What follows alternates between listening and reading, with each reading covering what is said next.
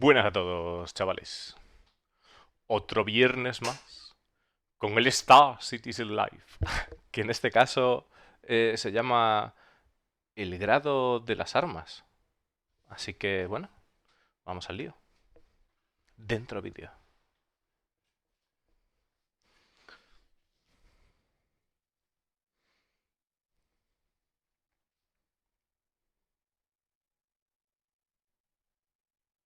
Oh, Dios mío. Hi, everybody. Welcome to another episode of Star Citizen Live Gamedev Weapons Grade. I'm your host, Jared Huckabee. If you've never seen Star Citizen Live before, Bueno, como siempre está explicando lo que es el Star Citizen Live, que es un reporte que hacen al final de la semana, en el cual pues hablan con diseñadores o hablan del desarrollo del juego en directo o bueno, pues es un show que es al final de semana y también responden preguntas a través de Spectrum. Ya sabéis que podéis enviar vuestras preguntas a través de Spectrum y demás, en un hilo que tienen especial. Y bueno, pues el host del show es Discolando, Jared Jacobi. programmers sometimes. One time we did a show on schedules with producers. We just explore their process, how they go about their work, how they make the things that they make for Star Citizen, and that's what we're doing here today. So let's introduce our panel of esteemed guests. Some of them you may have seen before. Some of them this may be your first time. So we'll go around the room and we'll meet who's talking. Jake, since you're in the corner there, let's just start with you. Who are you, and what do you do for Star Citizen? Hello, I'm Jake Taylor, and I'm a prop and 3D weapons artist. Este es Jake, que Jake se dedica a hacer, es un artista de props. Hemos visto que los props, bueno, en este caso de las armas, pues quizás sean silenciadores, mirillas. En el caso del mobiliario, pues eso, sillas, mesas, revistas encima de una mesa, eso es un prop. And so you make props and 3D weapons. Indeed. Don't need to explain that. All right. No, not at all. Okay. Moving along clockwise, Corey, you've been on the show. You're an SCL veteran, but it's somebody's first show. Who are you? What do you do? Corey Bamford, lead prop artist. So I mostly chase these lot around. Bueno, pues Cory viene siendo jefe de los artistas de props. Now that's at least new. The last time we had you on the show, you weren't a lead, so congratulations. Yeah, oh, cheers. Congratulations. Yeah, no, it's good. It's good fun. I enjoy it. Congratulations. Oh, can you do that? That is cool. It is so soft.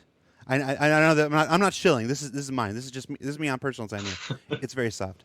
Yeah. And then that was my going around the room. I realized I had to be up next. So that's Pico.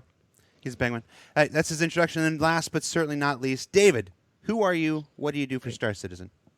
Yeah, my name is David Zibber, and I'm a senior weapon artist on Star Citizen. So I do a lot of FPS weapons, sometimes ship weapons, but I'm mostly on FPS weapons. Está diciendo Dave, el último que queda, que viene siendo un senior artist, que es un artista avanzado, o sea, un artista ya con experiencia en lo que viene siendo el diseño de armas, incluso de naves, pero que sobre todo centrado en armas de FPS. Right. Yeah, that's what I do. You helped us out with our visual guide to FPS weapons that we did in Jump Point a couple months ago. I really appreciate buena, that. Pablo. I don't think I ever said thank you, by the way. Thank you. All right, so that's enough for the introductions. Let's get into the show. I understand that we have a lot to talk about, so I'm going to turn it over to you guys. What are we doing today? Go on, Jake. Okay. Jake's the one doing the things. I'm mostly here for moral support today. Okay. Yeah, so we'll be able to show off the block out of the new Gemini sniper rifle, and we could also show off the shotgun, which is a bit more ahead, and we could also look at the wear dirt pipeline that we do and just answer any questions, talk about that kind of stuff. All right. Bueno, que van a empezar un poco el desarrollo de lo que es el arma nueva de francotirador de Gemini, buena cereal, y van a responder preguntas acerca de la línea de trabajo que llevan con respecto al proceso que van a realizar del arma de francotirador. Well, you've got a lot, so we'll keep you on the clock then. You want to start the screen share and Yeah. take us away? Cool. So, Corey, David, do you want me to just like start talking and you're like interrupt me? As you wish. I mean, Cool. I'm keeping an eye on the chat, so if people have questions about what Jake's doing, David and I'm sure we can field them and just generally discuss. Yeah, I'll go ahead and take care of the questions, Corey. Sure. Yeah, no worries.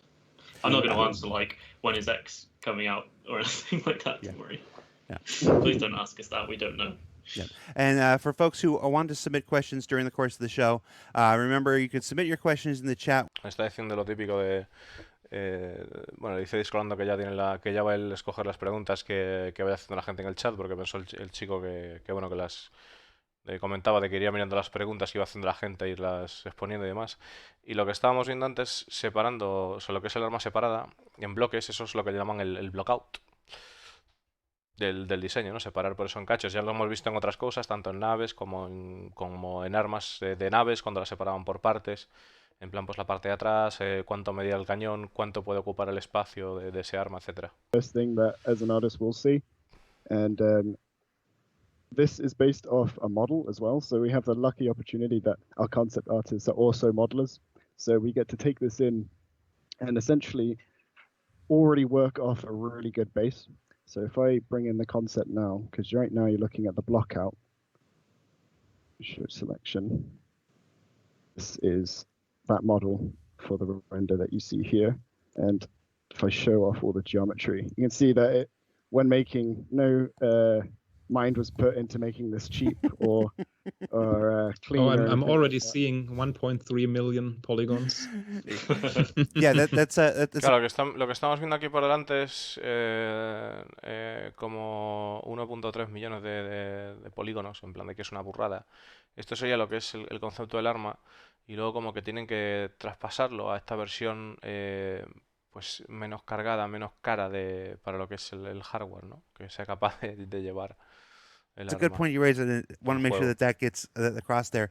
Concept models, even when done in 3D, are because they're explorations, because they're working fast, because they're iterating super quickly. There is no conservation of information or polygons being done. There's no efficient. Está diciendo Discolando que además como bueno, como cuando se hace un concepto de arma que no hay consideración a la hora de ser conservador, a la hora de utilizar polígonos, y por eso vemos esa barbaridad. Se trata de hacer algo rápido y pues que se vea, ¿no? El resultado. No está pensado para el juego el concepto, luego se adapta al juego, como estamos viendo en la segunda versión, ¿no? It had rivets in them. It had rivets in them that were something like 100,000 tries. So just the rivets alone were just ridiculous, and somebody copy pasted the rivets and into the actual game freelancer model, and it made things very bad for a while. So you don't use concept models in the game. Yeah, it's when concept artists do use 3D packages, they'll tend to use usually quite different actual software as well. So I know that a fair few concept artists who do it in 3D will be using something like Fusion 360, which is more for basically like CAD and stuff. It's not really, even the software itself isn't really designed to create the same sort of geometry as, game ready stuff. So, especially. Está comentando lo que ya hemos visto en otros conceptos, que los artistas trabajan con diferentes herramientas. Y esas herramientas pues son diversas, ¿no? Pues algunos utilizan unos programas, otros utilizan otros, y no están para nada preparados para lo que sería un modelo 3D in-game, que son cosas distintas. O sea, que lo que es el concepto realmente no se usa para lo que es el juego, porque sería inviable, o sea, tendría muchísimos problemas, ¿no? Process of like reconstructing the shapes to be optimized for like a game ready scenario. So you're in the process of it. This is literally like you're about as far along in the process as you are, building this out. Claro, lo que está diciendo es que los tipos aprovechan el concepto y reconstruyen la geometría de tal manera de que esté preparada para estar dentro del juego. Es decir, pues como que la vuelven a hacer de alguna manera, ¿no? Pero de forma mucho más razonable para lo que es meterla en el motor de juego, como estamos viendo, mucho menos polígonos. If I focus on the concept a sec, not only have you got kind of like these really difficult organic shapes in a hard surface asset, Mm-hmm. They're all very slightly kind of turning in and Oh, angles. wow. That's one of the biggest problems we need to tackle while doing it, is that everything needs to be animated. It needs to work. The magazine needs to rotate out. It has a mechanism, and all that needs to work. And the parts shouldn't intersect, shouldn't move into each other, and having that ugly intersection. That's something we need to prevent while doing it. And of course, Ya está comentando que a la hora de ver los detalles del arma y demás, tienen que tener en cuenta de que hay piezas que se mueven y eso tienen que adaptarlo para que no se vea algo desagradable o un efecto desagradable, que es lo que tratan de evadir, ¿no? Pues, por ejemplo, el cargador, de recargar o cargar el cargador, o cuando salta el seguro y salta la bala, ese tipo de cosas, ¿no?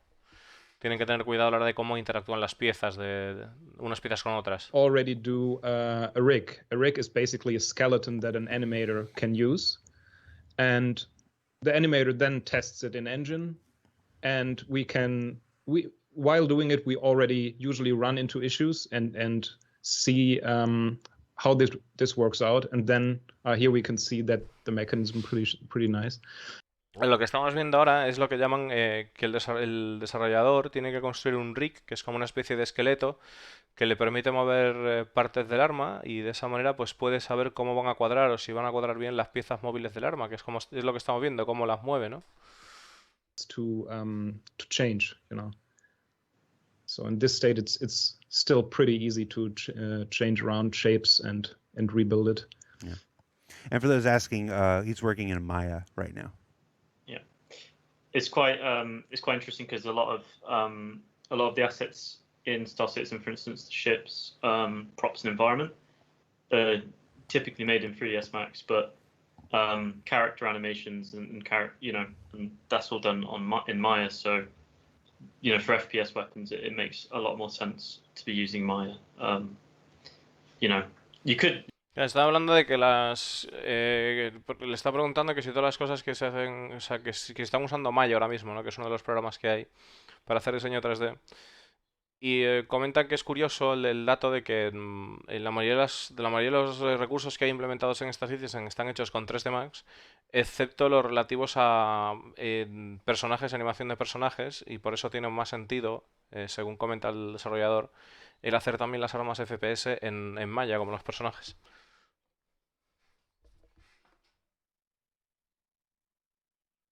There's a lot of automation that can be done for 3D modeling, but Buenas, Darkens. I think it's just due to the fact that we've got such a specific workflow. I think it would be very difficult to get a computer program or an algorithm or something to actually reproduce those results perfectly. We do use for things like LODs in some of the workflows, we have systems that generate our LODs for us, or we have a lot of scripts to automate parts of the process, but as a whole, because we have this focus on optimization and we have a lot of different requirements that really, for a human, once you know the rule set, is quite simple. But for I think getting like AI or some sort of program to do it, man, I think maybe in 10 years, maybe in 20 years or something, we might have, we might be closer to that. But it would also require a longer concept period, because all of those absolute things, the functionality would have to be completely, totally, and utterly worked out in the concept phase. Mm-hmm. And while we certainly target that, and we certainly take those things in mind during the concept phase, anybody that's followed the development over time knows that sometimes things just have to change from concept because metrics change, the scale and scope of development changes, the lessons we learn along the way as we make each one of these improves. It's a lot easier. Bueno, para resumir, está comentando de que a la hora de desarrollar armas pues tienen que cortarse un poco, que espera que ciertas tecnologías estén disponibles de aquí a 10 años. Y de paso comenta discolando el tema de que, claro, de que eso lo viven en directo cuando desarrollan Star Citizen, porque los conceptos tienen que adaptarse, y comentaba pues que, claro, que al poder tener más tecnologías al final fieles a la realidad, o a lo que sería la supuesta realidad, en este caso porque es un juego de ciencia ficción, pues tienes que elaborar más los conceptos, ¿no? Y al final pues eso también lo ven ellos en el proceso de tener que adaptar los conceptos que vayan haciendo a las nuevas tecnologías que se implementan en Star Citizen y también a las lecciones aprendidas, ¿no? Que aprenden pues, a hacer las cosas de otra manera, más eficiente, a medida que van avanzando en el desarrollo de Star Citizen. Y Desarrollo dice, he recuperado todo mi hype al ver a Discolando cantándole al pingüino. Es así una pasada el Inside, a mí me ha gustado mucho. Easier for a human to adapt than it is for some automated tool. Yeah, I think like if you look back at a lot of the workflows that we had, even 10 years ago for video games, it has, we have seen a lot of changes in that there are a lot of workflows that do rely more on like procedural generation or computer assisted kind of stuff. But yeah, I think it's a conversation obviously as artists we have a lot is how long is it until our jobs are going to radically change because things like deep learning, like deep learning algorithms and stuff are basically going to be like make this, like I think NVIDIA have done some interesting stuff like landscape generators and things, right? When are they gonna make a landscape generator for 3D art? Le están comentando un poco el hecho de que nuevas tecnologías están llegando muy interesantes con respecto al... bueno, que es una cosa que se plantean, el hecho de si cuándo van a tener que cambiar los conceptos o cuándo van a tener que cambiar algo debido a las nuevas tecnologías que se están implementando, como por ejemplo las de Nvidia, la del Deep Learning, y que incluso que tienen incluso herramientas procedurales o también el hecho de que comenta concretamente que en Nvidia tiene una herramienta para hacer paisajes de forma procedural, por lo visto. Buena pelarza. Sube el volumen del micro, apenas te oigo. ¿Os pasa lo mismo a los demás, chicos? ¿Me escucháis bajo? A ver, ¿me escucháis bajito o...? Espero que no. Vale, perfecto. Bueno, pues en general es un poco eso lo que están comentando, ¿no? Que tienen que ir adaptándose poco a poco las nuevas techs. I think with hard surface assets, it's because they're so sort of organized in their structure. It's really hard to get a computer to make them, if that makes sense.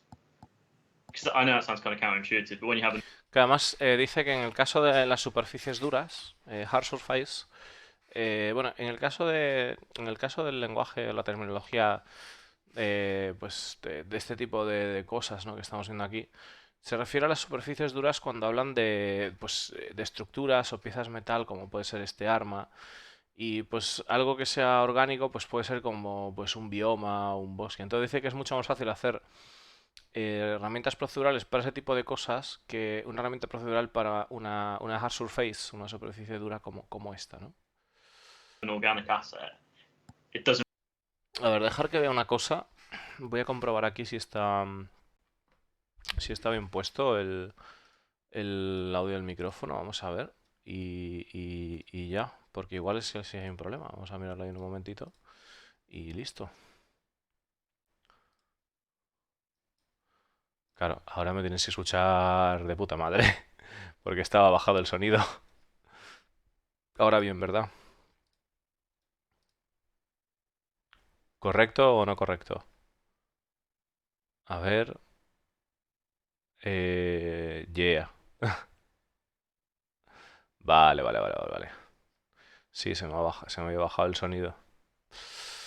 Vale, vamos a seguir con la historia esta. Doesn't really matter if the topology isn't perfect, right? You can just kind of munge it. So, yeah, I think things like photogrammetry and stuff generally work better on like rocks. Yeah. You know, Well, and so one of the core tenets of Star Citizen is that we use automation and tools and everything to help our workflow and to assist artists and everything, but not to take over the work from them. Some games would use procedural generation and spit out the finished product. We use procedural generation in like our planets and stuff to provide a base from which artists then go and do their work.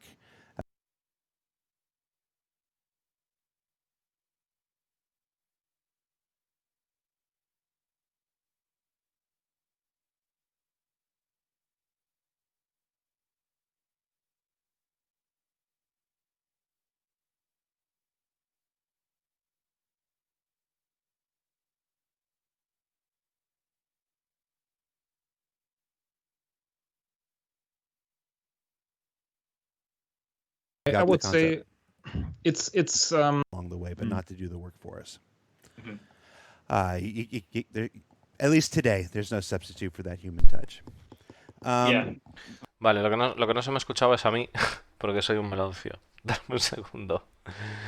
Sorry, chicos, por el fallo.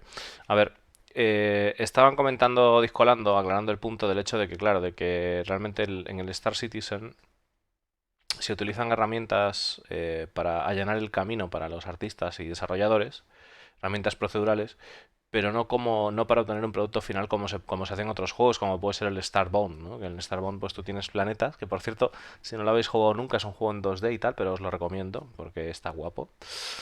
Y bueno, pues ahí los planetas se generan en base a unos parámetros, o mismo creo que también el No Man's Sky va de ese rollo.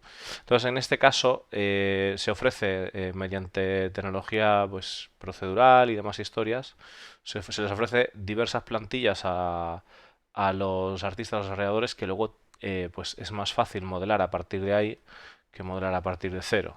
Les allana el camino, ¿no? One of the questions from the chat is how long a process would this normally take? I know there's almost no normal in game development, but looking at this, when you got this model, what was your estimate on how long it would take to make this game ready from the time you got I the would concept? say it depends on how many problems come up while doing it. Like in the optimal case, you can do it in about 2 weeks, I would say.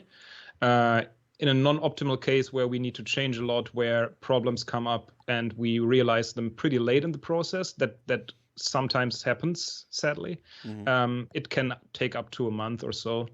So that sometimes when Bueno, en el caso le están preguntando que cuánto tiempo le llevaría a desarrollar más o menos un concepto de esta escala o el proceso entero desde el concepto hasta que se desarrolla el arma. Están comentando de que normalmente pues le llevaría una semana, pero que es variable y en el caso de que se encuentren problemas por el medio. Y si los problemas lo detectan demasiado en un estadio, o sea, en un estado demasiado avanzado del desarrollo del producto que quieren sacar, pues puede llevar hasta un mes el poder retomar o arreglar ese tipo de circunstancias, ¿no? Jake will probably show you another weapon later where we had to make some adjustments to the weapon from the concept because the grip wasn't quite working. Just through while the concept artists are very aware of the sort of the application of a weapon, right? Like a human's holding it, they don't necessarily test all the they can't necessarily test all the use cases. Right. So sometimes we do come back and we get it in and we're like, okay, this isn't working. Tweak the proportions here, maybe make some changes. Just purely because it needs to be used by a character. Sí, bueno, están comentando ahora un poco que luego nos van a enseñar este arma, que este arma sí que han tenido que hacer una serie de cambios. Y que es un ejemplo de algo que nos ha llevado más tiempo porque al final tienen como que adaptar el arma, entre otras cosas, para que sea usable en el juego, ¿no? Sometimes you can't even think about the possibility that the magazine, because of the shape it has, it kind of like clips too much into the body of the character, and therefore we had to change the orientation of it, that the flat side is on the body and not the round side that you can see here. If that makes sense. So some of those changes that you guys are mentioning, if I change over to the shotgun concept, this was a concept that we were given. I can't really show them side by side, so I'm just going to quickly flash between the two of them. But if I point it out in the concept here, we've got like this trigger and then this nice angle here that leads into the magazine, and then it kind of leads out into this really nice long barrel. And this areas where most of the change happened. We were having issues with what you said, David, like the character's arm clipping with this barrel, and we're limited, right, by how big this barrel needs to be because we want it to specifically contain, I think it was 12 shotgun shells. So I had to make this thicker. This has to be sitting right. Nos están comentando un poquito los cambios que han tenido que hacer con respecto a las adaptaciones que comentaban que tenían que hacer las armas si se equivocaban. En este caso se han equivocado las métricas del cargador, que muchas veces no se piensa, dice, en el cargador, que vaya a generar algún problema cuando haces el arma. Pero en este caso el cargador, una vez se diseñó, pues colisionaba contra el brazo y hacía que se traspasara de alguna manera el brazo, hacía como clipping, ¿no? Entonces tuvieron que redimensionar el cargador con la idea de que tuviese 12 disparos disponibles. right up against the trigger now. And this whole nose area had to be brought in way back. And because there's a pump action as well, if you look here, like the handle's quite slim. And if you were to grab that and drag that back and forth, you'd probably break your fingers on this or something. There also wasn't any like buffer, was there? It wasn't like on a rail, whereas what you've got now is you've got the Claro, en el caso de la acción de cargar, ¿no? El aparato para cargar el arma, pues era demasiado delgado, entonces lo tuvieron que hacer más grueso porque si no acabarías con tus dedos sobre esta superficie. Entonces también tuvieron que hacer cambios ahí, ¿no? automatic. Sorry, you don't think I'm right. I don't think you're right, but we'll So it's see. got a drum mag and it's just a pump action. A surprise. I can say that there was some healthy discussion about that topic Yeah. between Richard Tyrer and CR the other day. It's still under review, I think. Okay, yeah, I know that was initially the sort of brief, but yeah, maybe that's changed now. Cool. Yeah, and as you can see, like we model it pretty detailed so that you can look inside, and you even see the shotgun shell inside on the magazine. Yeah, you can even zoom in, see the shotgun shell, and what the animator does, he takes the top.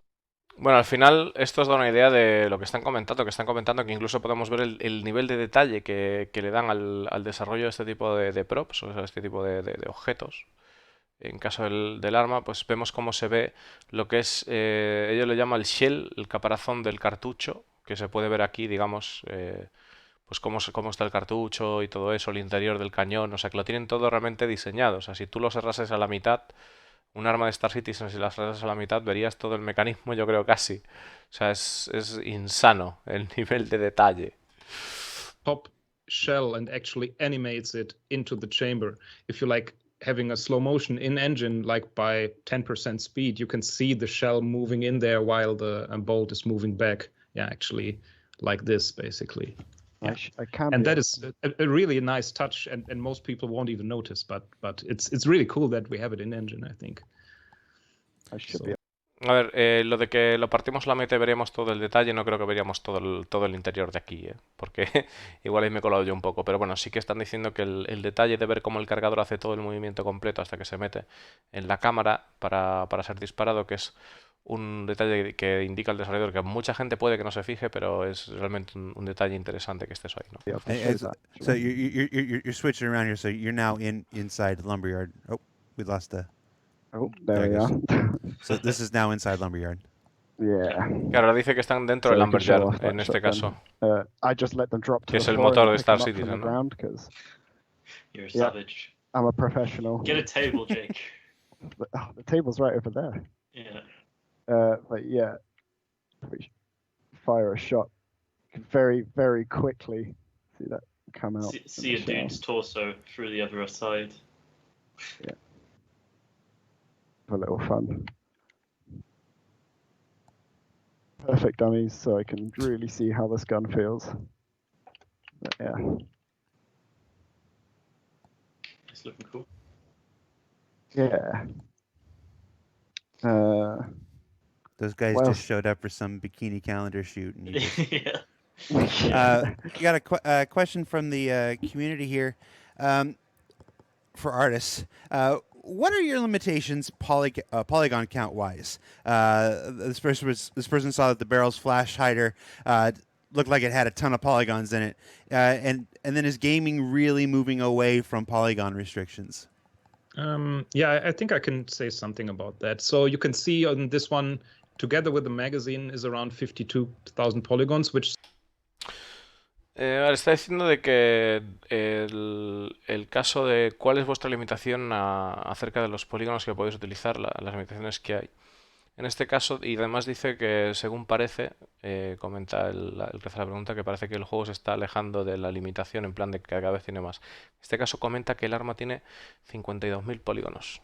Sounds quite a bit, but you need to consider we have a different workflow than most other studios have. So our workflow is custom normals. So all these, like at the front, Jake is showing it with the cube here. So yeah, this has 12 triangles, and if you bevel it, it already has 44. But if you select the vertices now on it, like if you can select all of them, you will see that it's 24. And because of the hard edges here, like Vale, vamos a volver a esto porque esto es algo curioso. polygons, which sounds quite a bit, but you need to consider we have a different workflow than most other studios have. So our Vale, lo primero que dice es que parece que suenan a bastantes, pero hay que considerar que dice que tienen un flujo de trabajo distinto a cómo otros estudios trabajan. Entonces no está haciendo una demostración de cómo, poniendo un cubo y modificándolo, van variando la cantidad de polígonos que utilizan. Vamos a ver. workflow is custom normals. So all these, like at the front, Jake is showing it with the cube here. So yeah, this has 12 triangles, and if you bevel Está diciendo que en este caso ahora mismo tiene 12 triángulos, así como está. it already has 44. Si le hace el bevel, que no sé qué coño quiere decir eso, bueno, caparle las aristas así de esta manera, achatarlas dice que tendría 44 así mismo. But if you select the vertices now on it, like if you can select all of them, you will see that it's 24. And because of the hard edges here, like the hard edges basically split the object into multiple faces on the left cube. And each face has vertices, right? So exactly. Yeah. Exactly, and the vertex count is actually the same for them, or nearly the same. So that's actually what matters in the end is the vertex count. And another thing that matters is small polygons, but we are using level of details of the weapon. So like after about like 1 meter or 1 meter 50, it already has it's getting rid of the small little bevels here at the side. So you basically after 1 meter 50, you see the left cube instead of the right cube. Right. So Ajá.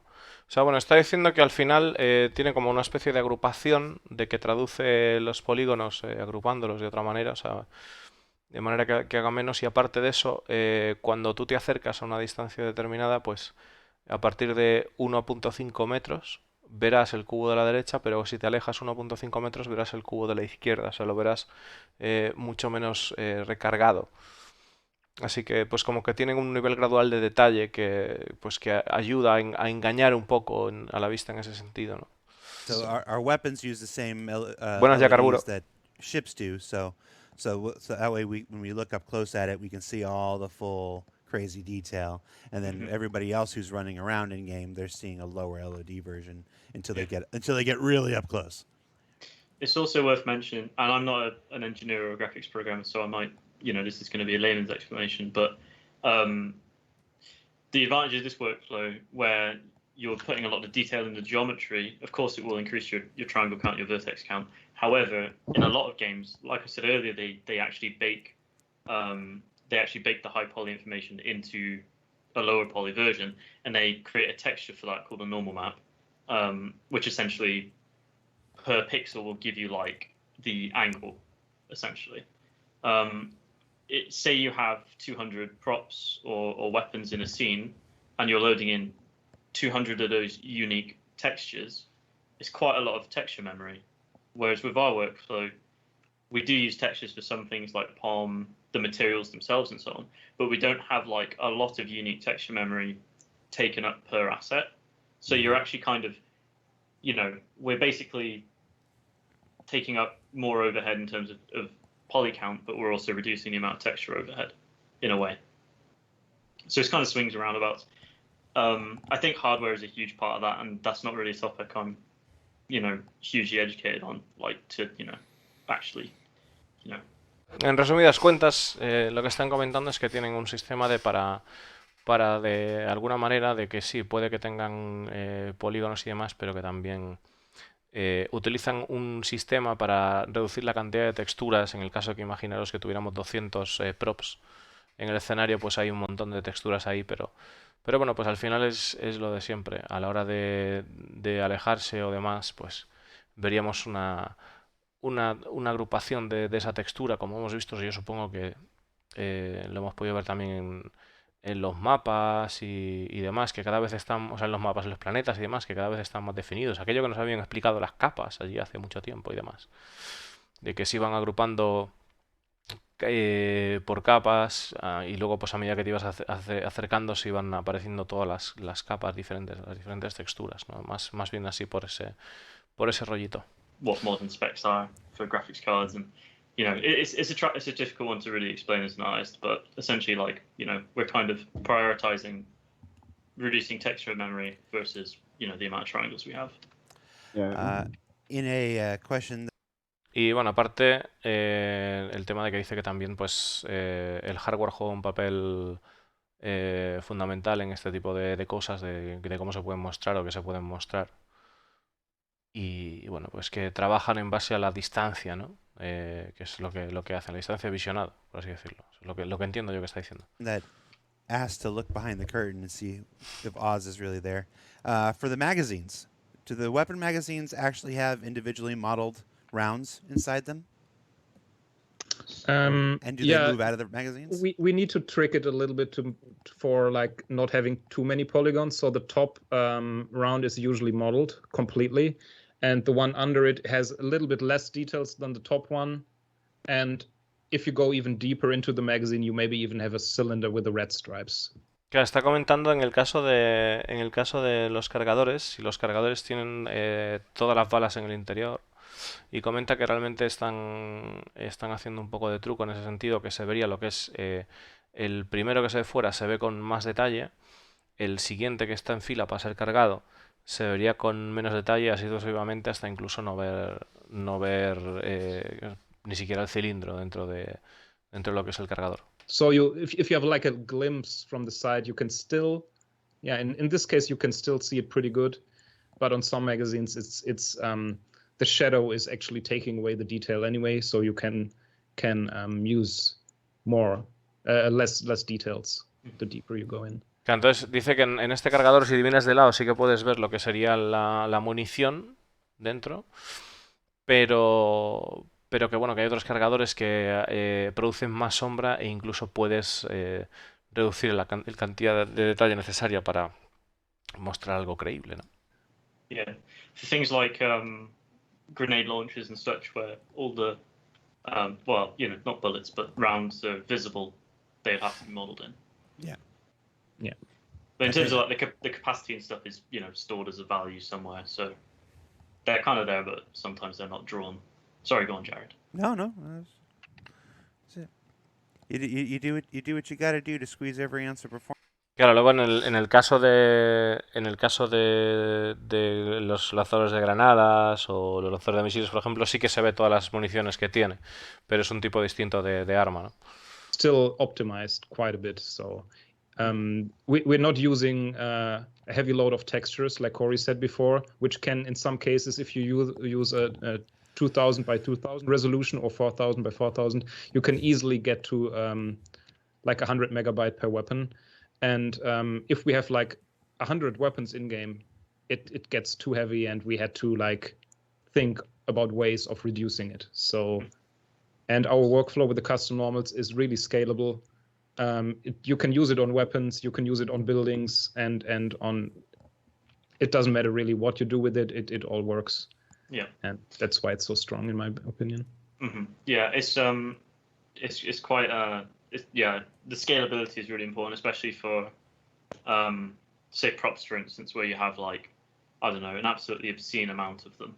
Like, you need them to be, we want them to look good, we want them to have a lot of detail, but we also want them to be fairly cheap. And our workflow with the custom normals is really scalable. Vale, dice que su línea de trabajo con el Custom Mermaids, que no tengo ni idea de lo que es, la verdad, pero bueno, que es una técnica que parece que están utilizando que reduce pues bastante lo que es lo que vemos aquí en realidad, esa reducción de detalles, esa reducción poligonal. Dice que si pretendiesen hacer un arma con una cosa con mayor detalle, mayor resolución, pues que llegarían a ocupar como 100 megas por arma, y teniendo más de 100 armas en el juego, pues que sería una locura. Sería pues casi 100 gigas. O sea, perdón, casi 100 gigas, no. ¿Ha dicho 100 megas o ha dicho, espérate? You can use it on weapons, you can use it on buildings, and on. It doesn't matter really what you do with it. It all works. Yeah. And that's why it's so strong, in my opinion. Mm-hmm. Yeah, it's quite.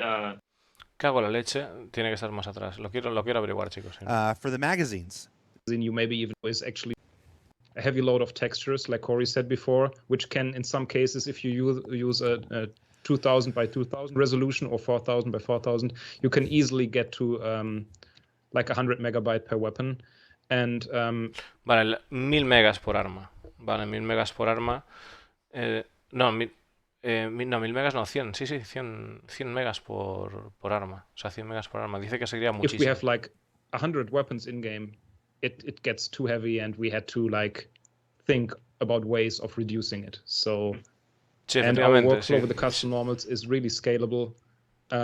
You can use it on weapons, you can use it on buildings. No, no, and 100 on- megas por arma, 100 megas por arma, chicos. It doesn't matter really 100 what megas, to do 100 with megas it. por arma. It all Es una works. burrada, 100 megas Yeah. por arma. And that's why it's so strong, in my opinion. 100 megas por arma Yeah, es it's, una burrada. O sea, en it's realidad, a ver, pensad una cosa. O sea, intentad, o sea, aunque no parezca mucho 100 megas así, porque hoy en día pues tenemos bestias de discos duros, ¿no? Y dice que si serían 100 armas, pues sería, pues eso, 1 giga, ¿no? De armas, al final casi. Pero claro, imaginaros o 10 gigas de armas, ¿no? Entonces, imaginaros el hecho de lo que es mover una imagen que ocupa 100 megas en Photoshop o cosas por el estilo. Es decir, si hicieran la resolución del arma de 4000 por 4000 o cosas por el estilo, pues sería demasiado pesado, o sea, se cargaría el juego. O sea, no es capaz de tirarlo Photoshop, menos un juego que está así en plan en live y todo eso, ¿no? It's quite yeah, the scalability is really important, especially for say props, for instance, where you have like, I don't know, an absolutely obscene amount of them. Like, you know, you need them to be, we want them to look good, we want them to have a lot of detail, but we also want them to be fairly cheap. Folks are still talking about whether the shotgun was pump and semi-auto. There are I'm sorry. no. There are combination pump semi-auto shotguns in Yeah. the world. I think the Tech 12, and there's one from the European Union. His name I can't remember right now. They're rare, but they exist. As far as that one goes, I know it's still under discussion about whether it's going to be both or whether it's going to be the spas. Thank you. See, there the chat is. That's what I was trying to remember. The spas. So. See, you can always count on chat. Nice. So they are out there. So I know that that's currently under discussion about where that's going to land, whether it's still going to be a hybrid or whether it's going to be one or the other. Bueno, está preguntando un tipo del chat.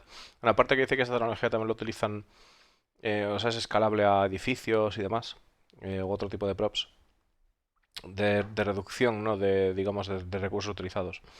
También le han hecho la pregunta si hay la posibilidad de un modo de escopeta con tiro pues automático, o sea, diferentes modos de disparo, ¿no? Y comentabais hablando sobre 2 modelos que hay ahora mismo en el mercado de la vida real que existen y que bueno, que está bajo discusión si de crear un híbrido o crear algo parecido como podría ser la cadencia del arma o la forma de dispararlo, ¿no? Just or only pump. It's definitely going to have pump. Let's put it that way. There is a pump on it. Yeah, so- exactly. There is a pump on it. It will definitely have pump. I think the question is just whether It's it will got a also be. pump. Claro, Yeah. en este caso pues hay pues como tiene la manilla esta para tirar para debajo del cañón, pues que en esta definitivamente pues al final están aclarando que definitivamente habrá que recargar cada vez que dispares un cartucho, pero bueno, en el futuro pues pueden aparecer algunas escopetas que sean más o sea, que sean automáticas, ¿no? O semiautomáticas, quién sabe. Yeah. Semi-automatic as well. I know. Bueno, de hecho, So, semiautomáticas ya tenemos. Semiautomáticas, si no me equivoco, ya la Gemini, la R90, o sea, la 97 ya es semiautomática, ¿no? Le das al gatillo y empieza a disparar aquello que da gusto. so check back later, folks.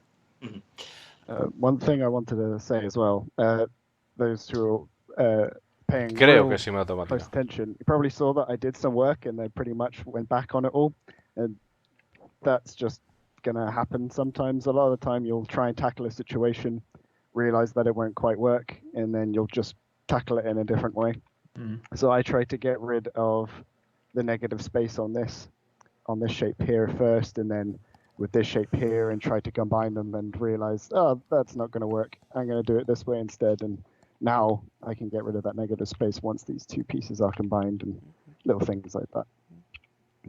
Yeah, and you always need to consider we're working like in sub-millimeter sizes here sometimes. So like the edges are like 0.7 millimeter or something. It's like we need to do it a little bit bigger than it would be in the real world, because if you do it in a game engine, really hard edges are like pixelated a lot, and you're reaching a point where it looks better when you do it a little bit bigger, even though it's unrealistic. Yeah, So we have like the minimum value of, I would say, like 0.7 millimeter, and usually. Claro, están hablando ahora mismo de la cantidad de grosor que puede hacer en los tubos, que no hay que olvidarse de que están trabajando en una escala muy pequeñita, porque esta es un arma de mano. Entonces, claro, el hecho que comenta es que que tienen que como que agrandar un poquito lo que es el grosor pues, de este tipo de superficies que hay aquí de los cilindros. Porque si no, o sea, como para darle algo de credibilidad, porque si se viera así delgado incluso se puede ver hasta pixelado por lo demasiado delgado que resultaría, aunque no sea realista del todo. Usually I go for 1 millimeter for edges. Yeah. On props, it's probably way more because the objects are bigger, right? Yeah, usually our safe minimum is like for, say, like something that's like a meter cubed would be like half a centimeter, we'd say the chamfers. It's kind of down to the use case. Like if we have a prop that you pick up and inspect, Claro, dice que o sea, el grosor que utilizan del grueso, digamos, de las superficies, ¿no? En el caso de este tipo de props usaría como 1.7 milímetros como poco. Y en el caso de props más grandes, como pueden ser mesas, armarios o cosas así, pues que utilizan 4 milímetros como mínimo para que no parezca aquello súper cutre y delgado y que pixele o cosas así, ¿no? Porque a la hora de verlo en el juego, pues que la impresión es distinta. similar to a weapon, you'd probably want those chamfers to be sort of tuned to where they are in screen space, if that makes sense. Like how big they are relative to the size of the where they are in the world. But yeah. No, I think the nice thing about modeling this kind of stuff is it is definitely like an iterative process. You're problem solving as you go. You're sometimes tackling shapes you've never kind of worked with before, or employing a ton of different modeling techniques. You said iterative. If you're playing the Star Citizen drinking game, you have to drink. What's your best modeling advice for an amateur CG artist? This person specifically uses Modo and ZBrush at the moment. ¿Cuál es vuestro ¿Cuál es vuestro mejor consejo? El consejo que le daréis a una persona que está empezando a modelar en Star Citizen. I would say, like, you can use Blender, it's free, or you just try to get a version from your uni or so. If you're using Maya or Max, it's also good. Most of the people in the industry use Maya or Max, so that's always a safe bet, I would say. But it's most important is that you keep doing work, even if it's not good in the beginning, just continue. Don't stop doing your work. Try to improve. Try to get into fields that you're interested in. If you like characters, go into characters, and if you go for more like weapons, then. Claro, está comentando de que primero sobre las herramientas pues que Maya es una de las más utilizadas, le está recomendando programas y aparte le está diciendo el hecho de que persiga, que le insista, ¿no? Que le pegue duro al asunto si se quiere dedicar a eso y aparte que persiga aquellos campos que le gusten. Si le gusta dedicarse a personajes, pues que haga personajes. Si le gusta dedicarse a armas, pues que haga armas. Que trate de profundizar en lo que le guste y en lo que se sienta cómodo para sacarlo adelante. Out there for getting feedback and stuff. Like, you'll find that there's a lot of communities where you'd have industry veterans, in like Discords and stuff. You can get feedback from them. They can tell you sort of where you're making mistakes with your modeling. I think reproducing a shape is quite easy. Reproducing a shape elegantly is where the sort of challenge in, what I would call like production art. We're not necessarily concept artists. We're not sort of designing these forms ourselves, but we're reproducing them with a set kind of criteria. Right. If you think about it like pixel art, if you're a pixel artist, you're employing a bunch of techniques to, reproduce something in that sort of style. This is sort of similar. If you're interested in video games specifically, getting into being a 3D artist for video games, definitely learning about the techniques that we employ is, going to get you a long way. or if you're interested in like CGI, like film and stuff, they use a whole another bag of tricks, and you can kind of. Claro, está comentando un poco que depende de lo que te quieras dedicar, que lo importante, o sea, que sacar una forma o un concepto que, bueno, que aparte que se puede meter uno, te está dedicando en diferentes comunidades que hay que se dedican al tema concretamente, que tienen Discord y demás historias, del que puedes obtener feedback por los diseños que tú creas, si te quieres dedicar a ser artista de props. El tema que comentas es que una cosa es hacer tu propio diseño y sacarlo adelante, y otra cosa es sacar tu diseño ese mismo diseño con elegancia. En el sentido de, pues si lo estás haciendo en pixel art, pues saber sacar la vibra de ese pixel art. Si lo estás haciendo para CIG en plan de rollo para películas y demás, para cinemáticas y demás, pues que tienen otro tipo de vibra. O si estás trabajando para Star Citizen, saber adaptar o saber trabajar o saber adecuarte a los resultados que se quieren obtener en Star Citizen y a los estilos, que ahí es donde radica la habilidad como artista de este tipo de cosas. Yeah. Probably modeling for them looks like the concept you did before. So for film, it like, of course, they need to kind of look that they don't use 5 million polygons for a screw, but they kind of like don't care too much for like the I would say the polygon quality. You would say like that's more for game art, that we like have to look a lot how optimized it is, and that you, for example, for this piece we have like 200 polygons, and for films you could use, I don't know, a couple of thousand for this piece alone here. Real-time rendering means we're rendering the asset 60, 120, however many frames per second.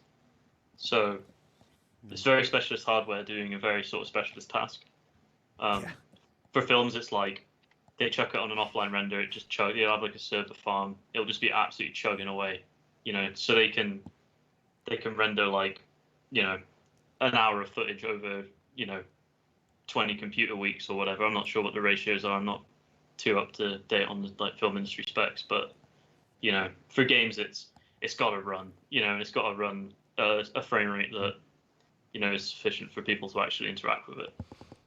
And that's why when you're working on games, you're really a technical modeler. So a big part of our work is. Claro, está diciendo de las diferencias que, por ejemplo, habría para hacer en el caso de renderizado o sea, en el caso de crear una pieza para una película, que no te tendrías que preocupar tanto por los polígonos y demás, o que no pienses a la hora de diseñar un concepto de preocuparte por los polígonos como están haciendo aquí en un juego, que si no, esto ya sería más para lo que sería meterlo en el juego, sacarlo adelante para poder renderizarlo en tiempo real, que en el caso de una película, pues bueno, pues lo pones a renderizar y ya está, y queda ahí, pues si lleva una hora, le lleva una hora, o sea que hay más flexibilidad en ese sentido. En este caso, dice que es uno de los motivos por el cual los diseñadores de videojuegos, o en videojuegos se podrían también considerar diseñadores técnicos, porque tienen que utilizar este tipo pues tienen que tener estas consideraciones en cuenta para hacer sus modelos, que va a ser renderizado en tiempo real. Is not, I would say, art in the traditional sense of just doing nice things. It's also a lot of work that goes into learning the techniques, and that's and for games especially, you need to know how to do your stuff, and then with the knowledge you have, you can do art. But coming to a point where you're so good that you basically know it in and out and just can do content over and over, that's a hard way, definitely. Yeah, you've also got to consider the fact that the hard surface modeling, like what we're doing here, we're creating machined industrial things. That's only a single facet of what it can mean to be a game artist. You could be an environment artist, in which case you're making terrain, you're making rocks, you're making that kind of stuff, and we do a bit of that on the props team. Or you could be a character art, studying anatomy, learning about how muscles and faces and stuff work. Like character artists aren't real artists. Oh boy. Okay, no.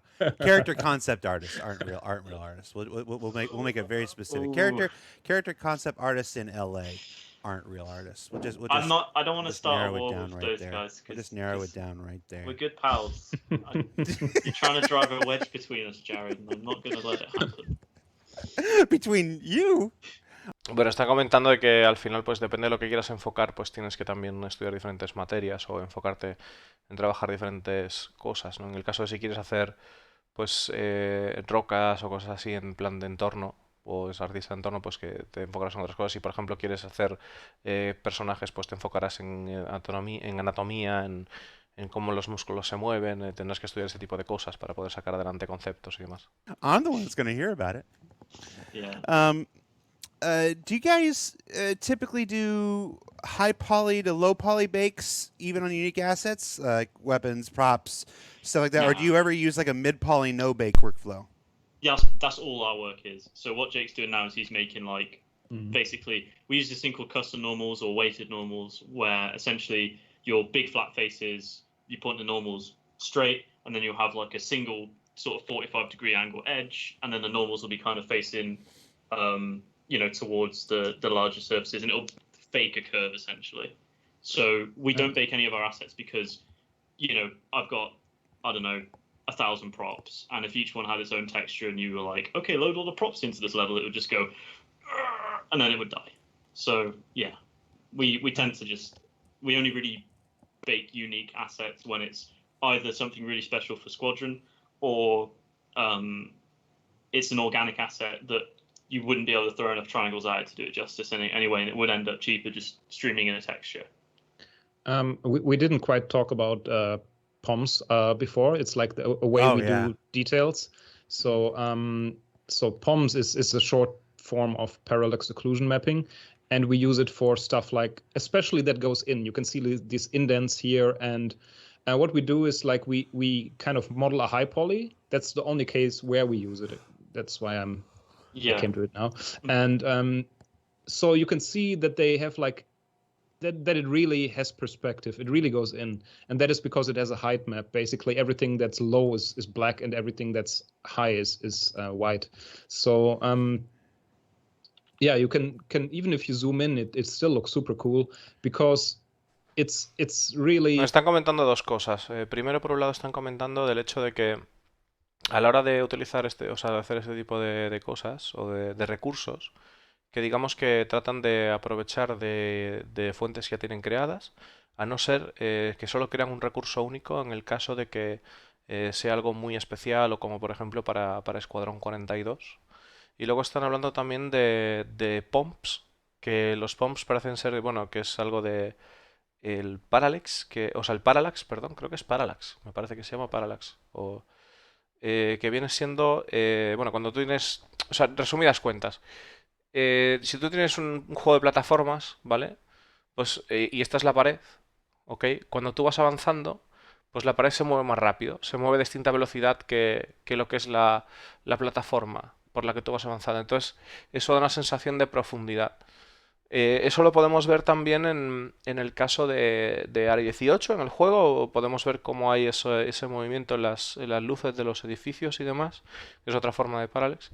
Y en este caso, pues a la hora de mover el arma vemos cómo hay un plano que se mueve distinto al plano que estamos mirando, creando esa sensación de profundidad en el arma o de brillos o de destellos, ¿no? Giving, yeah, it's really giving the certain perspective we need for screws and so on. Yeah. Palms are amazing. When we started using those, beautiful. that changed things overnight. So it's basically putting a sticker on it with the detail, and you can use the stickers as much as you want, basically. And it's kind of like baking a map, but just for the little part where you want the detail to be, right? For like screws and indents, it's not worth to model them.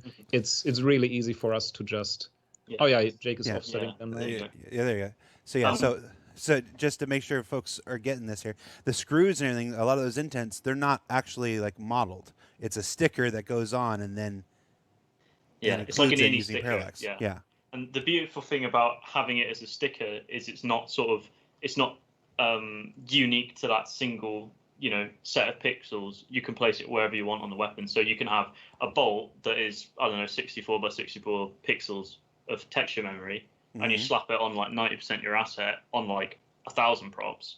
You're streaming in that one set of displacement maps, slapping it on like hundreds of props, and you're just streaming that in the second you stream one prop in, it will stream in that texture, and then you bring the rest in, it's like, that's fine. We've already got that texture. So performance-wise, it's real nice. Yeah, and it can in some cases it can be like I don't know, like 200 kilobyte or something, because it's a really small texture that you're using over and over again. It just needs to be really these small pieces, and like the traditional way of doing it in a lot of games that are still done and have been done before is doing basically this technique, but for the whole weapon, even in places where it technically doesn't make much sense to have it, because on a flat surface we just don't need it, right?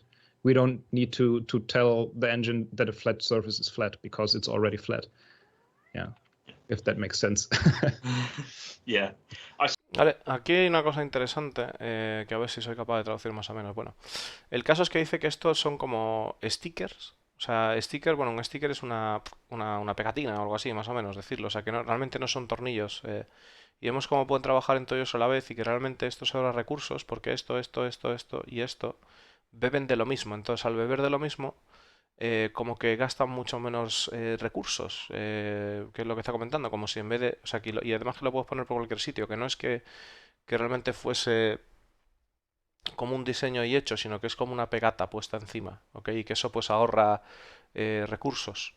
Performance-wise, it's real nice. Yeah, and it can in some cases it can be like games that are still done and have been done before is doing basically this technique, but for the whole weapon, even in places where it technically doesn't make much sense to have it, because on a flat surface we just don't need it, right? We don't need to tell the engine that a flat surface is flat because it's already flat. Yeah, if that makes sense. Yeah. I saw one person ask in the chat how many LODs we use on an asset. The answer is generally up to 5. Usually what we do, the way our LODs are calculated, so for anyone who doesn't know, LOD stands for level of detail. It's essentially another version of the mesh, the geometry that is cheaper, has fewer vertices or fewer triangles. Por cierto, basically... el ejemplo que vimos como estaban modelando el tornillo que se hundía así hacia adentro, ¿vale? Que se hundía así para adentro, la parte esa. Eso es lo que se conoce como, por lo visto, displacement maps. Y bueno, puede ser más complejo, más sencillo, pero en definitiva es eso. O sea, en realidad se podría decir, vamos a decir una brutalidad, pero es mucho más complejo, ¿no? Es como cuando jugábamos al SimCity y hundíamos el terreno o lo sacábamos para afuera. Eso es un displacement map. Oh, Dios mío. We take the average size of the small triangles and we say when that is a certain amount of pixels on screen, switch to the next one. So it doesn't matter if your asset is the size of a space station or the size of a coffee cup. Once those small triangles are, on the screen, a certain amount of pixels, it will say, okay, use the next LOD. So it's a really lovely scalable system. In a lot of game engines, what you'll have is you'll dictate the distance that you transition to a LOD like manually, which obviously when you've got many assets is a bit of a pain. And it's just like a really elegant system. Yeah, you can kind of see usually, what's happening here. Usually what I tend to do is you've seen it before that basically you have the parts of the weapon with the hard edges, and usually I leave that parts with hard edges. Yeah, it's a really low polygon area, and if you go to a distance of like 20 meters, you can't tell the difference between it. So if you're zooming out, the one without a lot is disappearing on the right, but with the lots, you can't see a difference. Mm-hmm. Yeah. It's also worth noting that someone asked, do we do our lots manually or do we do them computer generated? It depends on what the asset is. More organic assets you can get with automation. On weapons, because they're so dense, we tend to, doing them by hand is quite challenging. So we tend to do, I think, the first LOD automatically, and then after that we do it manually. Is that right? Yeah, that's how I tend to do it, because it still has enough detail to usually look really similar to the first one if you do it automatically. But after that, the software kind of doesn't know anymore how to do it. Mm-hmm. And this is like the lowest version where it's just the basic shapes, and it maybe doesn't look too good for you now, but on a distance of on a distance of like let's say 25 meter or like 50 meter, you can't tell the difference. With that lot, it reminds me of Halo on the original Xbox. Bueno, básicamente están hablando de una técnica que se utiliza para todo. Vemos como hay las diferentes capas o diferentes tipos de detalle, de cómo lo... deberían hacer un programa así de largo explicando todos los retrasos. Es como, Darkens. Estás hateador por lo que veo, sobre los servidores, sobre mecánicas y cómo se lo plantea en el futuro. Para eso están los Calling All Days, Darkens. Hemos visto el Calling All Days y nos han explicado un poquito de eso, tío. Bueno, aquí lo que dicen es que el primer pase, el más cercano, se lo hacen a mano porque si no sería un desastre. Y luego, como aquí es el software el que aplica las diferentes capas, y que cuando estaban enseñando eso, que puede que no parezca muy allá, pero que cuando lo ves a 25 metros de distancia, que no eres capaz de apreciar la diferencia. Al hacer zoom out es cuando vimos que se aplicaba ese modelo chungo, ¿no? We don't have like unique textures, so we can't still make it have the texture on it, and we all need to do everything with polygons. And that looks like super, like Nintendo 64 style. Oh, even the characters have lots. I haven't seen those. Yeah, I know we are exploring more automated workflows for. Está diciendo que incluso los personajes using... tienen esa técnica, ¿no? Que lo que pueden hacer es poner, pues lo que hacen al final es quitar todas esas texturas, que es lo que carga realmente. Las texturas cargan muchísimo.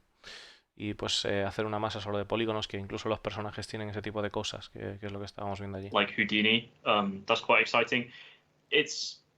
I'm a bit of an automated lob skeptic personally. I think that human beings, I think for the foreseeable future, will be better at it than computers.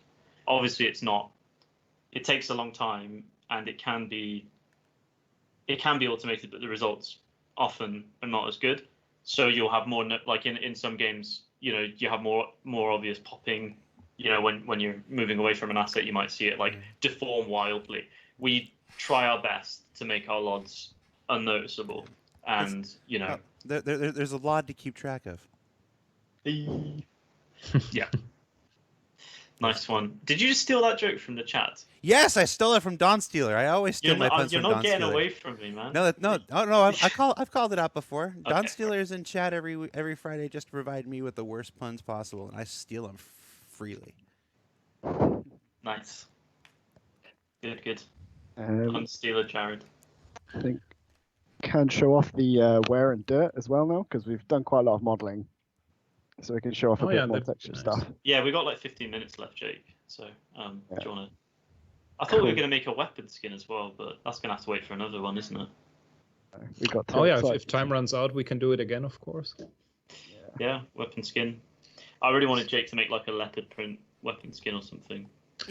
Yeah, I once made one that had like this leopard skin style in pink and white, and it still didn't make the way into its game. I'm really disappointed. I need to talk to LOL. I don't know. Dice que el pavo estuvo desarrollando un arma en tiempos, esto lo tradujo porque menos mal, que tenía skin de leopardo en blanco y rosa, y que está decepcionado porque no ha conseguido abrirse paso en el juego. Bien, Chris Roberts. Why this didn't happen yet? Yeah. Just sneak it in one day. Yeah, so dynamic wear and dirt, that's what Jake's kind of showing off now. That's a big part of our sort of workflow. This is one of the times we do use a unique texture per asset. On weapons, we use a unique texture to generate this wear and dirt, essentially. So the plan is in the future for this to be a consequence of, I can't say when, obviously, but, your handling of the weapon will affect its wear value, essentially. To what degree, I don't know. But for now, it's something that we have a slider that we can, scale. Essentially, we have a texture for that where it's split into the 3 channels, of course, red, green, and blue. That's how computers read textures, how they display photos and stuff. They have those channels. We use the red channel for wear, the green channel for dirt, and the blue channels for something called ambient occlusion, which you can kind of summarize as when 2 things are close together, they tend to block out the light, so it's essentially just a way of very cheaply kind of faking that effect to kind of darken your cavities and stuff. So Jake's been working on some tools to kind of help automate the process of generating these wear and dirt masks. Yeah. So, using a blend map that Corey was just explaining, at first I tried to make it within Substance Designer, and then I've got like an auto-generated one here. And then I was thinking like we could bring it into Substance Painter, Ahora os have traduzco very todo esto, specific chavales. parameters that we could play around with. But as I was like throwing it on different weapons, I found that if I just make it in Painter and then just bring them into Designer to export, it's a lot simpler. Que ahora empiezo a entender un poco, me parece, a lo que se refiere con recursos únicos, ¿no? Recursos únicos. Es decir, ellos pueden utilizar este tipo de árbol para crear diferentes efectos en las armas, suciedad, polvo y tal. Pero si es algo que es especial, un modelo que por ejemplo va a salir en Escuadrón 42, como nos estaba comentando el ejemplo de esta textura de aquí, esto es The algo plan is in the como future for this to esto es algo como be a exclusivo, es como consequence of, un efecto you know, exclusivo que tiene este arma. Es decir, you- en el futuro pues se perfeccionarán esas herramientas y uno pues escalará más cosas, como ya está comentando y demás, y se podrá dar. Pero si queremos darle detalle bien específico a lo que es un arma, pues para en el caso de que salga el Escuadrón 42, pues lo harán totalmente a mano, los tipos de estados que hay, ¿no? A eso se refería con los recursos exclusivos de antes. Y bueno, el cómo funciona esta parte de aquí, creo que ya lo hemos visto en otro tipo en otros Star Citizen Live, incluso en los Inside Star Citizen, que bueno, ellos tienen pues pues digamos, cuadros, por ejemplo, y en otro lado pues tienen rojo, ¿vale? Pues al unir cuadros y rojo en un resultado, pues saldrán cuadros rojos, ¿no? Por así decirlo. Y esto pues ya complicado con diferentes mallas o texturas predefinidas, recursos que ya han creado para una variedad de objetos en general, ¿no? Todo este tipo de cosas pues se podrían hacer a través de este tipo de esquemas, cambiando o variando los efectos según vayan uniendo pues diferentes partes de aquí, ¿no? a slider that we can, scale.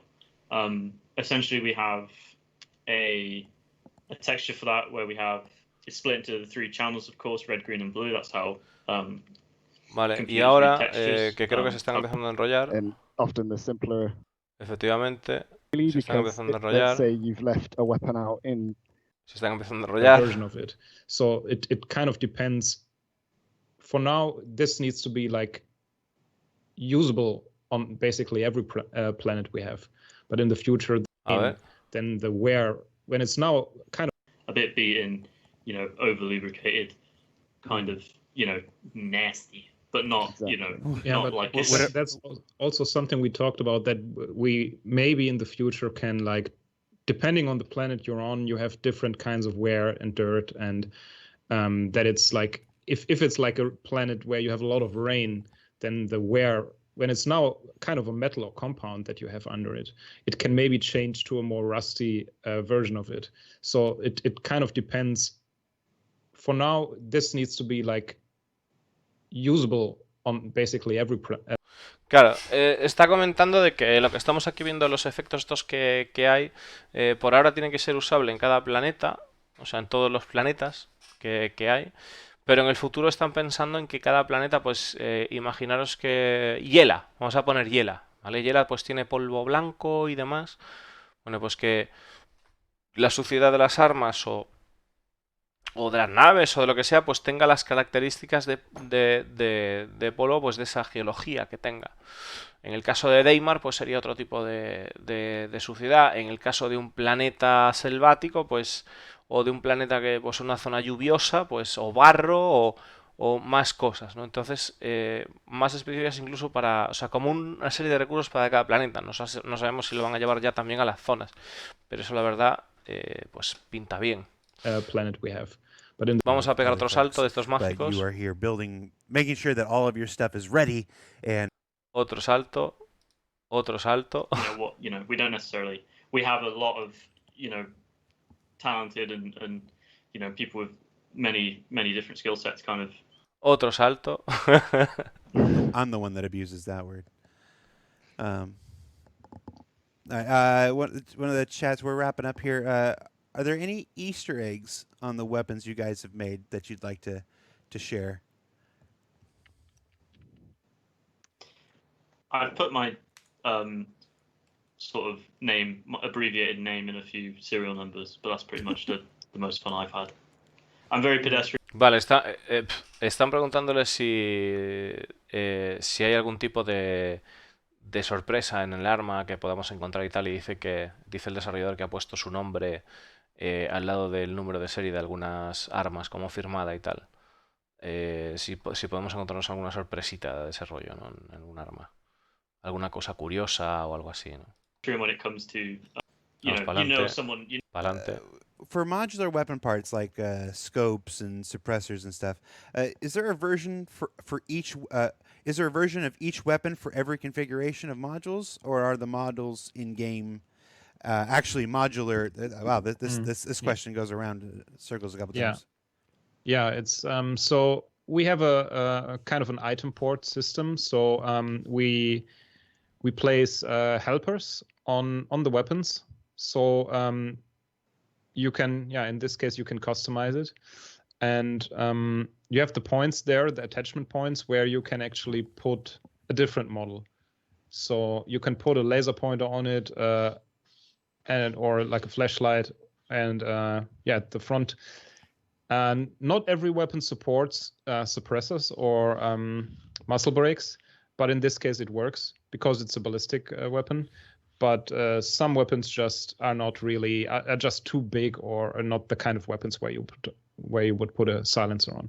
So, Algante, yes. Bueno, en definitiva estaba preguntando si cada mirilla o cada movida es exclusiva, o sea, tiene un modelo exclusivo para cada arma o tal. Dice que no, que tiene como una especie de traductor o adaptador, ¿no? Para que se adapte este tipo de dispositivos a cada arma. Y bueno, pues aquí vemos que además no todas las armas pueden llevar todo tipo de dispositivos. Lo que pasa es que la pregunta que le hizo el usuario fue muy... se enredaba en sí misma, ¿no? Era un poco extraña. Con respecto de si los modificadores de armas se pueden modificar o son modificadores de modificables. En fin, que se le fue, pero que el resultado que acabaron respondiendo fue ese, que sí, que en realidad es el mismo tipo de recurso, el que lleva, o sea, el que le pones aquí, el que le pones una P4 y que luego se adapta de alguna manera, ¿no? You did see what you see, and you'll... Pa'lante. You're very lucky because you have the two guys who. Pa'lante. I would say that the more animates about a weapon, the harder it is for us to do, and the more we need to consider actually like how stuff behaves and if it like intersects, like I said earlier, and yeah. Do you guys have a favorite weapon that you've worked on? Vale, está comentando de que evidentemente pues cuanto más partes móviles y más cositas tenga el arma, más les cuesta trabajo, parece algo lógico. Le acaba de preguntar Discolando cuál es si tienen armas favoritas. I've only made one, so it's a couple of squadron stuff. I don't know if I can talk about that, but yeah. Qué típico. Armas de escuadrón, armas de escuadrón 42, un par de armas de escuadrón 42 que no puede hablar de ellas. Mine is actually the shotgun. Fairly new to the weapon pipeline. I've made that pistol and that SMG, but the shotgun's the third one I've made. The fourth being this sniper rifle. But this one was the most fun because I think I had a bit more control over it because there were a lot of things that did have to change thanks to things clipping with the animation. So for me, that's why it was more fun. Ya dice el pavo este que el arma más interesante para él fue esta escopeta, porque debido a que tuvo que hacer cambios y tal, pues tuvo más entretenimiento con ella, debido al clipping que hacía con el brazo, el cargador, que ya hablamos antes de eso. Adelante, adelante. Bugs or Adelante. Yeah, that's how I usually work, that I don't leave a lot of hard edges, but of course sometimes you need to do it for certain reasons, and then you can just select all the edges, harden them, and just leave them in the state. Yeah. An edge case for having a hard edge amongst custom normals is when you've got like a super thin face, or actually I can actually show with a shotgun within here, because this is super thin. I haven't actually beveled the edge on the inside because it doesn't need to be. It's just a bit of where I can save some memory. Oh, nice, Jared. Yeah, so we're about at the end. Vale, está diciendo de que en el caso del arma, que le metió un poco lo que es, hizo un poco más delgada esa parte que vimos ahí para que consumiera menos recursos. why don't you go ahead and stop the screen share, and we'll wrap things up there. I think we're on the wrong. Yep, I'm on the wrong screen now. Oh no, we're right. So, yeah, I was showing you. This is my weapon. Oh, Oh that's wow. great. I'm not. Toast doesn't let me fire it in the house though, so I can't show it to you. I can't show it off. Not after the eye incident. Sounds a very expensive trip to the doctors. Hey, eyebrows grow back. Yeah, the eye patch. Yeah. Eyebrows grow back. So, guys, thank you so much for taking time out of the end of your week to hang out with us and show a bit of your process. We will absolutely bring you back at some point to do the weapon skin thing. There's always. Oh, that's right. Toast is in the chat. He's like, I'm not in the house. Go ahead. So as we are wont to do, we are going to throw the raid over to a Star Citizen streamer who is broadcasting right now. The streamer today is an oldie but a goodie. It is DJ Knight. DJ Knight, who once. Yeah. So guys, we're starting up the raid, so you can opt in right now. When you get there, tell them Germany. Yeah, let's check it out. And it was just Domino's. Sorry. And we'll see you next week, everybody. Take care. Bueno, pues eso ha sido todo por el Star Citizen Live y me voy a jugar al Star Citizen en el live. Nos vemos ahora, chavales.